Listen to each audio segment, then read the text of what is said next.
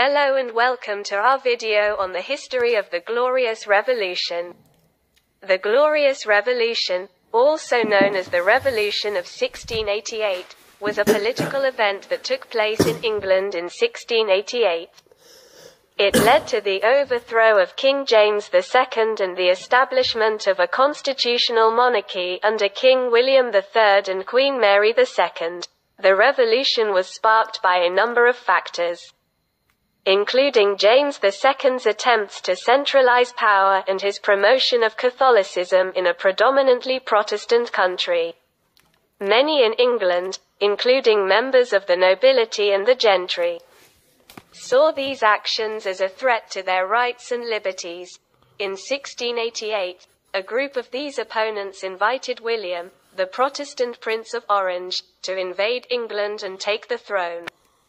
William landed in England with an army in November of that year, and James II fled to France. The revolution was largely bloodless, and William and Mary were accepted as joint monarchs by the English people. The new monarchs agreed to the Bill of Rights, which established the principle that the monarch could not govern without the consent of Parliament and limited the powers of the Crown. The Glorious Revolution is seen as a turning point in English history, as it marked the end of absolute monarchy and the beginning of constitutional monarchy. It also had a significant impact on the development of democracy and the protection of civil liberties in England and later, in the British Empire.